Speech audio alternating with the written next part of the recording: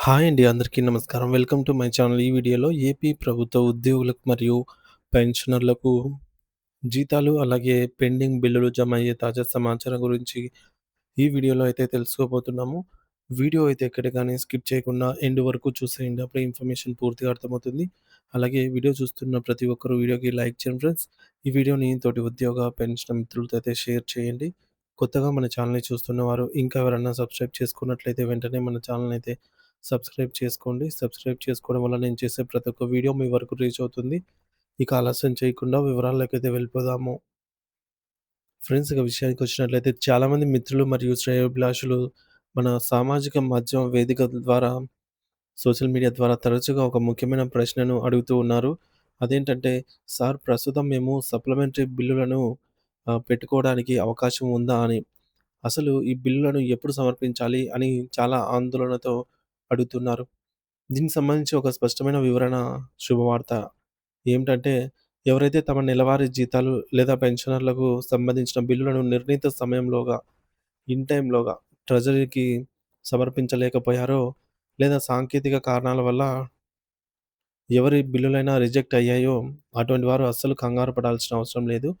అటువంటి వారి కోసం ప్రభుత్వం ఈ నెల 7వ తేదీ నుంచి 10వ తేదీ వరకు అరియర్స్ పేరోల్ ఆప్షన్‌ను అందుబాటులోకి అయితే తెచ్చింది. అంటే ఈ రోజు నుండి సరిగ్గా 3 రోజుల పాటుగా సప్లిమెంటరీ బిల్లులు పెట్టుకోవడానికి సీఎఫ్ఎంఎస్ పోర్టల్‌లో ఆప్షన్ ఎనేబుల్ అయింది.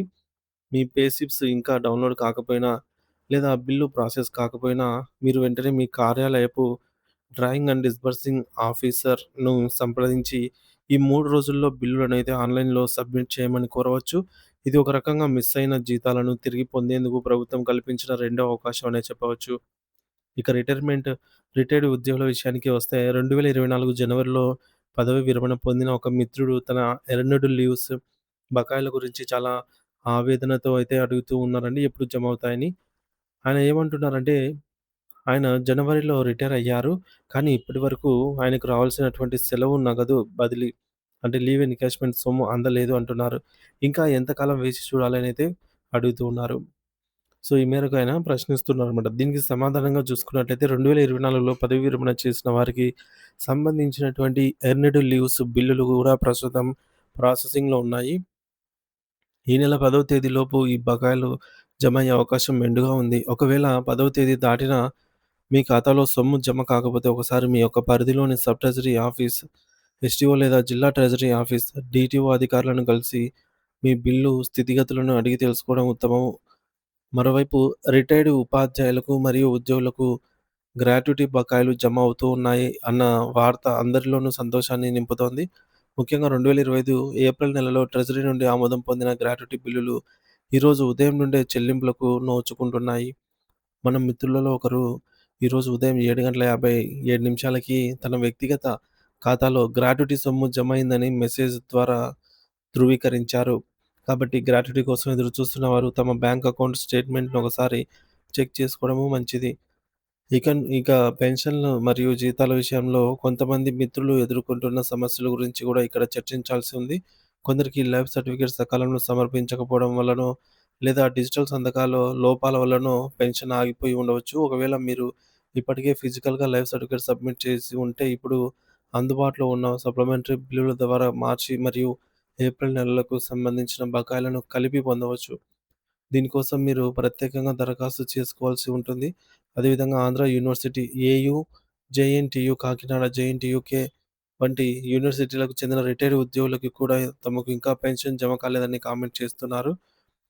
అంటే తెలియజేస్తూ ఉన్నారనమాట. యూనివర్సిటీ పెన్షనర్లకు నిధుల విడుదల ప్రక్రియలో స్వల్ప జాప్యం ఉండవచ్చు కానీ, వారు కూడా ఈ నెల 10వ తేదీ వరకు వేచి చూడాలి.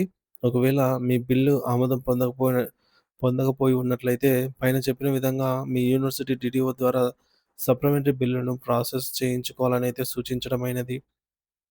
రాష్ట్ర ప్రభుత్వం ఇటీవల విడుదల చేసిన భారీ నిధుల ప్యాకేజీ సుమారు 7,059,00,00,000 గురించి వివరంగా తెలుసుకుంటే ఏ ఏ విభాగాలకు ఎంతెంత సొమ్ము అందుతుందో స్పష్టత అయితే వస్తుంది.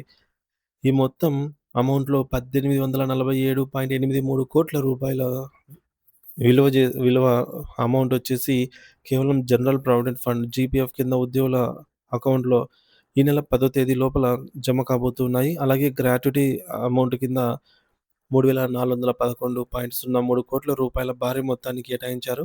వీటి చెల్లింపులు ఇప్పటికే ప్రారంభం అయ్యాయి. పదవీ విరమణ పొందిన ఉద్యోగులకు అత్యంత కీలకమైన లీవ్ ఎన్‌క్యాష్‌మెంట్ కోసం రూ. 18,00,00,00,000 ప్రభుత్వం అయితే సిద్ధం చేసింది. ఇవి కూడా ఈ ఈ నెల 10వ తేదీ లోపలే అందరికీ వారి ఖాతాల్లో జమ అవుతాయి. ఇంకా నిరంతరం ప్రజల రక్షణ కోసం పాటుపడే పోలీసు సిబ్బందికి సంబంధించి అదనపు సరెండర్ లీవ్ బకాయిల కోసం రూ. 223.47 కోట్ల విడుదల చేశారు. దీంతో పాటు జీఎల్ఐ కింద ఇప్పటికే రూ. 76 కోట్ల నిధులు విడుదలైనట్టు సమాచారం ఉంది. మొత్తానికి చూస్తే పేరుకుపోయిన పాత బకాయిలన్నీ ఒక కొలిక్కొస్తున్నాయి. ఈ నెల 10వ తేదీ అనేది ఉద్యోగులు మరియు పెన్షనర్ల పాలిట ఒక మైలురాయిగా మారబోతోంది. కాబట్టి అప్పటి వరకు ప్రతి ఒక్కరూ ఓపికగా ఉండాలని, మీ మొబైల్ ఫోన్‌లోకి వచ్చే బ్యాంకు మెసేజ్‌లను గమనిస్తూ ఉండాలని కోరుతున్నాము. మీ తోటి ఉద్యోగులకు లేదా పెన్షనర్లకు ఈ సమాచారం తెలియజేయండి. తద్వారా వారు కూడా తమ బిల్లుల విషయంలో అప్రమత్తంగా అయితే ఉంటారు. ప్రభుత్వం తీసుకున్న ఈ యొక్క నిర్ణయం వల్ల లక్షలాది మంది వృద్ధ పెన్షనర్లకు మరియు మధ్యతరగతి ఉద్యోగ కుటుంబాలకు పెద్ద ఆర్థిక భరోసా లభిస్తుంది అనటంలో ఎటువంటి సందేహం లేదు.